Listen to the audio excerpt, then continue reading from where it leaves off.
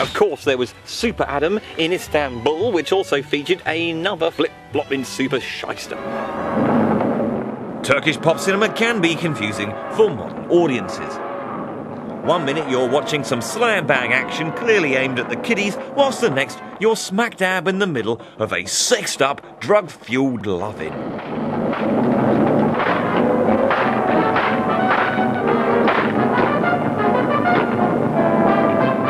Well, he saved a hippie from being beaten up. Now that is quite super. It is rather, isn't it? The most notorious and possibly the finest Man of Steel facsimile was 1979's Supermen Return. But that's grammatically incorrect.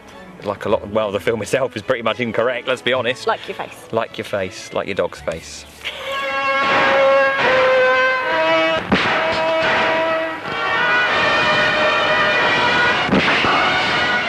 It cashed in on the success of the previous year's big-budget Superman film with Christopher Reeve.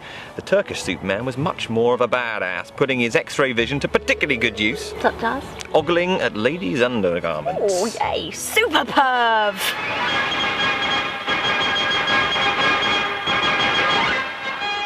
Though blatantly influenced by its Hollywood contemporary, this Turkish Superman was actually starring in a straightforward remake of the Captain Marvel serial, the very first superhero film from way back in 1941. Superman Returns was pretty much the last hurrah for the Turkish superhero. Their mixture of bone-crunching violence, torture and kinky sex proved far too much for the changing political and religious environment outside the movie houses.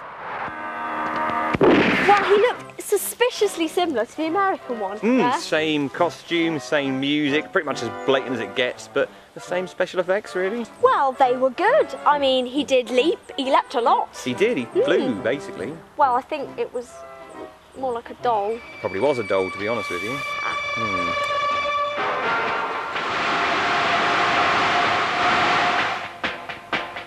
But he was just giving everything and everyone the evils, left, right and blooming centre. Yeah, not really what you expect from the traditional Superman as Well, such. you don't know. I mean, they might have deserved it. The woman in the scarf, for example. Now, if I were to see anyone in the street wearing that particular scarf, I think they would deserve a good evil in.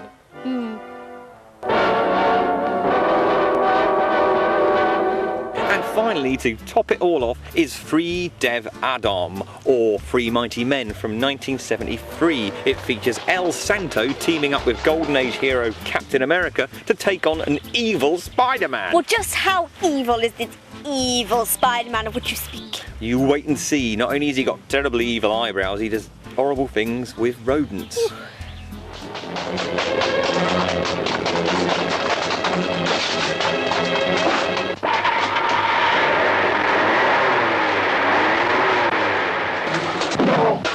Free Dev Adam ticks all the boxes for Turkeywood exploitation cinema, with gritty locations, two-fisted roughhouse wrestling, kinky asides and ingenious methods of knocking off adversaries.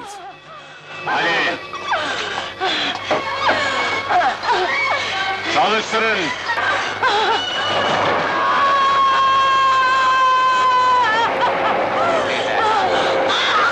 Evil Spider-Man looks a little bit camp there, hand on hip, looks as if he was about to dress up in leather and skip off down the YMCA to see Kylie or something to that effect. And I didn't really like it when he reversed the speedboat into someone's head either. That was a bit, woo. Well, I told you he was evil and you can't get much nastier than that. Well, killing puppies. With a speedboat, that'd be nastier. With a spoon, ooh. İkisi de bir haftadır aç. Şimdi onlara ziyafet çekeceğim. What little remains of Turkish pop cinema is lucky to have survived at all. After their heyday passed, most producers considered their films so valueless that they junked their prints and melted down the original negatives. It's due to the diligence of dedicated collectors that a handful have been recovered to shock and beguile the brave and the curious today. Eğlence bitti. Herkes yukarı. Well then, Ems, comic book movies, that's your lot. What have we learnt this evening? That superhero rip-offs are fan-blinking-tastic. And copyright issues don't bother you at all then? Not at all, that's their responsibility, not mine. Well, comic book films on the whole then, a good thing or a bad thing? Good thing, definitely. Good thinking.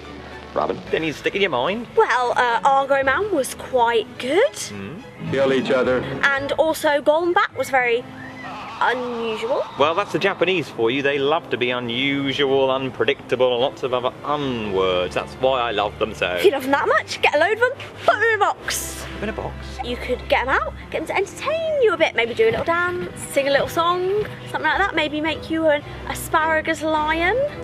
Still, I think it's a bit nasty to keep Japanese people in a box and get them make an asparagus lion every now and then. Or you could give them a couple of pennies or shekels, something like that. Ooh, I'd like a shekel. Would you? That'd be good.